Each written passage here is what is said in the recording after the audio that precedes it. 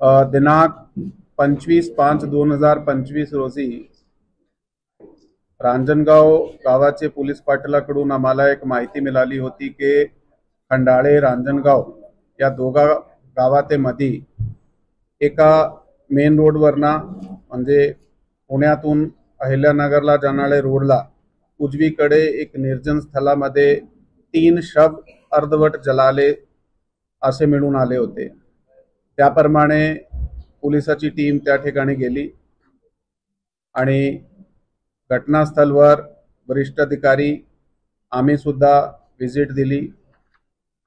त्यामध्ये एक 25 ते 30 वयोगटाची महिला, त्याच्याबरोबर एक वर्ष आणि दुसरा 3 वर्षाचा बाळ, हा 2 मुले त्याच्याबरोबर अर्धवट जळालेली स्थितीमध्ये आम्हाला मिळून आले। त्यातून महिलाचे डोक्यावर मार सुद्धा लागली होती, ब्लड त्या ठिकाणी पडला होता आणि त्याप्रमाणे रांजणगाव पोलीस स्टेशन ज्या ठिकाणी गुन्हा क्रमांक 164/2025 कलम 103 आणि 238 भारतीय न्याय संहिता अंतर्गत दाखल करण्यात आला होता।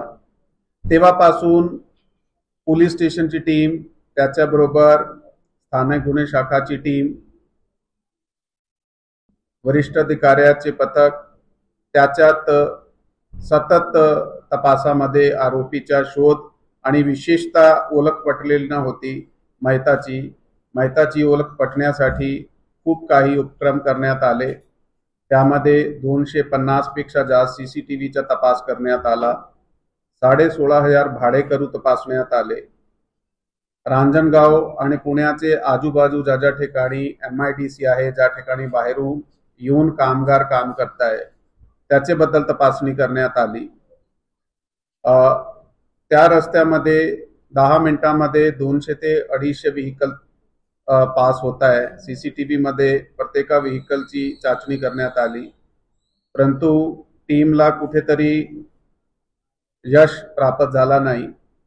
म्हणून मागचे 3-4 दिवसामध्ये आम्ही प्रत्येक पोलीस स्टेशनचे जे बेस्ट अनुभवी डिटेक्शन टीमचे आमचे पोलीस आहे त्यांना आम्ही या हॉलमध्ये बोलून घेतला। अशी आमच्याकडे 28 लोकांची एक नवीन टीम आली। त्याचे आम्ही 6 पथक तयार केले। त्या 6 पथकाला वेगवेगळे पोलीस परिक्षेत्र जे आहेत त्या ठिकाणी पाठवण्यात आला। त्यांना चालकाच्या गाड्या आणि इन्व्हेस्टिगेशन फंड देऊन 5-5 लोकांची टीम करून कोल्हापूर परिक्षेत्र, औरंगाबाद परिक्षेत्र, नांदेड परिक्षेत्र, कोकण रेंज आणि नाशिक परिक्षेत्र या ठिकाणी पाठवण्यात आला। जे टीम क्रमांक 2 आहे त्यांनी बीड जिल्ह्यात सदरचे गुन्ह्याचा जे तपास करताना त्यांना एका केसमध्ये मिसिंग केस असा संशय मिळून आला, परंतु त्यामध्ये मुलाचा जिक्र न होता फक्त एक महिला मिसिंग होती। हा सदरचा मिसिंग केस माजलगाव ग्रामीण पोलीस स्टेशन या ठिकाणी 9/5/2025 रोजी दाखल होता। परंतु अशी सुद्धा माहिती मिळाली होती की ती महिला 15/5/2025 रोजी मिळून आली आहे। तरी देखील हा 5 अंमलदाराचा जे पथक होता त्यांनी त्याची सखोल चौकशी केली।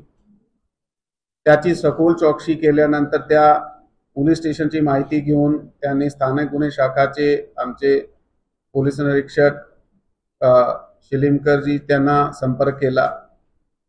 त्यातून पुढे जाऊन त्या महिलाचे घरी गेले, त्या ठिकाणी लोकांचे जबाब विचारले, म्हणून त्यांना हे खात्री झाली हे तीच महिला आहे। त्या महिला बद्दल अधिक माहिती घेताना त्याच्या नवऱ्यापर्यंत पोहोच केली, म्हणून त्यांनी खूप सारी माहिती सांगितली। खरं तर या केसमध्ये महिला आणि त्याच्या नवऱ्याचा आपसात पटत नव्हता, त्याचा नेहमी वादविवाद व्हायचे।